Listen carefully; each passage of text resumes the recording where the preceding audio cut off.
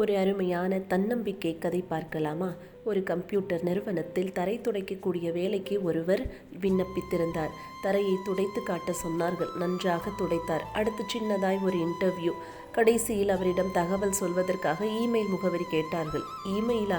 எனக்கு email internet எல்லாம் தெரியாதே என்றார் துடைக்க வந்தவர். கம்ப்யூட்டர் நிறுவனத்தில் வேலை பார்க்க விரும்புகிறவருக்கு இமெயில் முகவரி இல்லையா? ச்சே என்று அவரை அனுப்பிவிட்டார்கள். வேலை இல்லை என்றதும் அவருக்கு என்ன செய்வதென்றே தெரியவில்லை. கையில் 10 ரூபாய் இருந்தது. அதை கொண்டு மார்க்கெட்டில் காய்கறி வாங்கினார். பக்கத்து குடியிருப்பு பகுதியில் கூவி கூவி விற்றார்.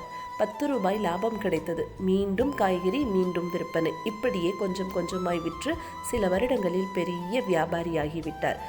இந்த சூழ்நிலையில் ஒரு வங்கி கணக்கு திறப்பதற்காக ஒரு வங்கி ஊழியர் அவரிடம் பேச வந்திருந்தார்.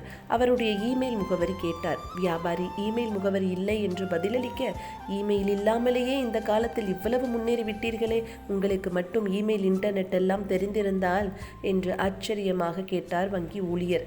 அதெல்லாம் தெரிந்திருந்தால் ஒரு கம்ப்யூட்டர் நிறுவனத்தில் நான் தரை துடைத்து கொண்டிருந்திருப்பேன் என்றார் வியாபாரி. வாய்ப்புகள் விலகும்போது கவலைப்படாதீர்கள். எல்லாம் நன்மைக்கே என்று எண்ணி தொடர்ந்து முயற்சி செய்தால் மிகப்பெரிய வெற்றி உங்களுக்காக காத்திருக்கும்.